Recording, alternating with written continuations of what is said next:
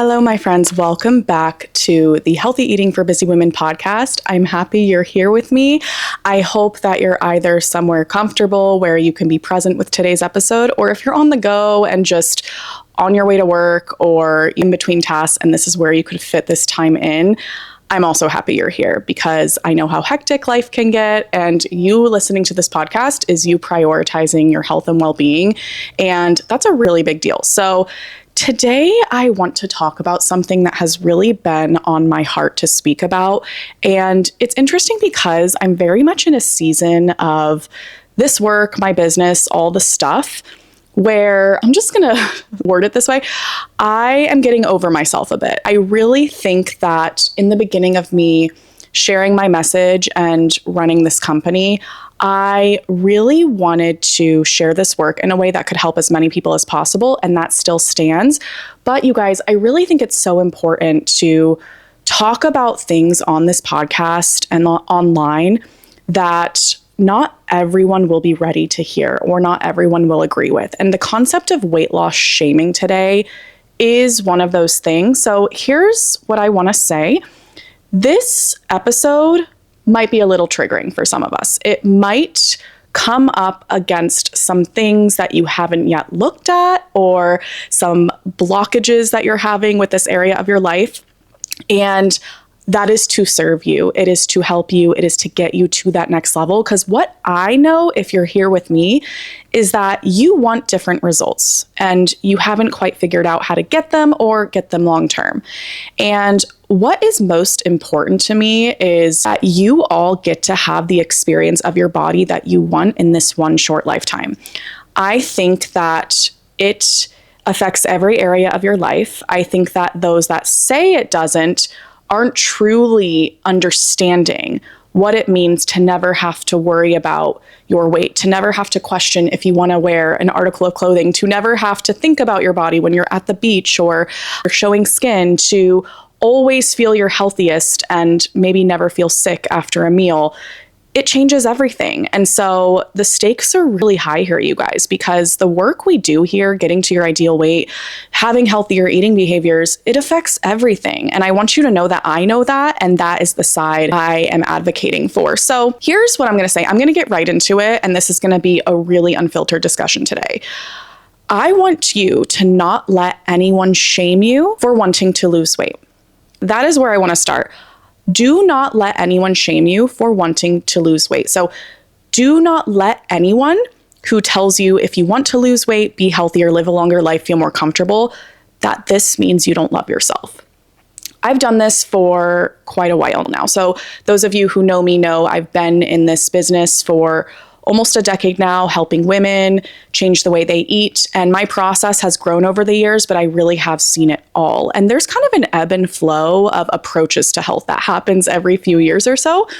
And we're definitely in this ebb right now of shaming when it comes to weight loss. And that if you want to lose weight, it must mean something negative, which is crazy, right? But let's talk about it. If anyone is telling you that it is wrong for you to want to lose weight, that is projection. Always. They are projecting their shame onto you, their insecurities onto you, which I want to acknowledge it is childish. And that's not saying I'm perfect at it. I am also a flawed human. I have projected before. We all have, and we're going to do that. The point is that when you see someone else projecting their insecurities with the topic of weight loss onto you, solidify that this is childish behavior and it is emotional immaturity. And here's what has happened. I want to take a moment to talk about body positivity, right? This is just a term that we've used to identify a movement. And there's a lot of discourse happening about whether it's positive or negative. As you guys know, I don't think it's useful to live in extremes and just put a yes or no stamp on anything. I think there's nuances. I think it's important to talk about those things. And what I have seen in my work over these years is that body positivity can have two roads to it. Now, the first road is great. And what I see is that body positivity means we should accept all bodies that we see. And we should accept a woman's decision to be in the body that she wants or prefers. That is her choice. And I think this is so important. And there's been a lot of good work done around that. What I'm most often seeing, and this is where we are in the ebb right now, and it's very hard to watch, the other side of body positivity has been indulging a lot of childish behavior. And it is almost popular to engage in this take because what some are taking body positivity to mean is that we should condone being unhealthy. And it's shaming those who want to lose weight and assuming things about them because they want to lose weight to be comfortable, to, of course, be healthier. We have just lost the plot, right, you guys, where losing weight is healthy for the right reasons. And what's crazy is all of these people online who are saying you shouldn't want to lose weight, that means you don't love your body, having all these judgments of you or whoever, are not specialists in this area who know anything about your safety in doing this the right way, what it means to do this the right way, how to do this without shame. They don't know anything about that. If they did, they wouldn't be sharing these flawed judgments, right? What I can tell you is having helped thousands of women and really having an eye on when someone is wanting to lose weight for reasons that serve them or don't, I can tell you if you are here and this makes sense to you, you likely want to lose weight for very good, solid, trusting reasons with yourself. And we've got to make sure we hold firm in that. But what I want to offer with body positivity is we have just girl bossed way too close to the sun. We have taken it way too far, and we want to recenter here. We want to bring ourselves back. And what I'll say is if you are listening to this and you're a little triggered, it's okay. Or if you are triggered at anyone who wants to lose weight, ask yourself why. This is just a healthy thing for us to do as humans. Ask yourself why you are triggered, what you're thinking, what feelings are coming up. Maybe you actually do want to lose weight and you haven't been real with yourself, but you think it's not accessible to you. You think that you're going to have to push yourself, give up foods you love, restrict, and that's the judgment you're actually having. What's interesting about projection when people shame us or you or whoever for wanting to lose weight, they're actually projecting the relationship they have to weight loss, which this is what the brain does. Projection is you give yourself away to someone else. And someone else just acted as a mirror to show how you're actually thinking about that thing. So you guys, if anyone ever says, you must not love yourself, you're going to restrict yourself, oh, whatever their opinion is, that's the belief they're having around weight loss. And do not take their crappy relationship to weight loss and health and having a more fulfilled life on, because that is going to be toxic. And all my love goes to these people because I've been in all the places. I have no judgment. But you can have a relationship to weight loss that is the healthiest, most loving journey you've ever been on, right? But if you are triggered by people who want to lose weight, know with love that that is your business. That is internal things that are going on there that I want you to humbly practice being aware of. Now, if you want to lose weight because you'd be happier and healthier without a doubt having that result where you feel lighter in your body, less worries, you feel more authentically yourself, block out all the noise and the people who will project their insecurities onto you. Because even well-meaning people, all of us have seen this, right? You'll want to lose weight or you'll have lost weight, whatever it is. Maybe you're most commonly, right? You'll be at a dinner and you'll choose to eat less, or you will choose to order something different. Now, what do people do? Don't you know how beautiful you are? You don't need to lose weight. Oh my gosh, are you on a diet? I want you guys to notice that it may sound loving on paper, but it might actually be judgment and shaming going on. And here's the thing, you guys, I always want us to assume the best of our loved ones, but people get triggered around people who are being their healthiest selves, treating their bodies well, and losing weight. It will trigger people, especially women, because now all their judgments will come up and their bad relationship with weight loss will come up, and we'll see it. And we all have our own work about this, but do not let that projection keep you safe, limit you from the goals that you have right now. Now, here's the thing. You're going to have to be so solid in your reasons for losing weight because both sides are going to seek to keep you stuck from this weight loss and this body that you want to have. There will be people who are more toxic about it and negative about it and say, well, you must not love your body. You must that. That's going to happen, maybe, especially in the online space. Or it could happen from a more tender, comforting approach where someone's like, no, but you're fine. You really don't need to lose weight. Don't be so insecure. We love you. Don't let either side trick you or influence you into not creating a result with your body that will change your life. It will allow you to show up differently in any aspect. Be solid in your reasons. Something I used to do, and even still, if I'm working on my body and someone says, oh, you must not love yourself, or, oh, don't you know you're so beautiful? My response is like, yes, and I love being healthier, right? Sure, of course, and here's why I'm doing it. I don't indulge any of it, you guys, and you have permission not to indulge it either. We can't control the humans. We don't have to be angry at them or teach them something, but you also get to hold your ground for your reason for wanting to do this. I don't have to tell you, if you're here with me, why feeling lighter in your body and healthier and losing that weight will change your entire life. But know your reasons for you so these judgments and these projections don't shake you so much. I also, in partnership with this, want you to visualize this peaceful version of losing weight. And what I mean by that is the projections these people give are that losing weight must involve a lot of suffering. It must mean something unhealthy towards yourself. Maybe they assume it means that you're trying to fit into a body standard that isn't useful. They have an ugly version of what it means to lose weight. I want you to visualize this peaceful, beautiful, calming experience of losing weight and being in that body.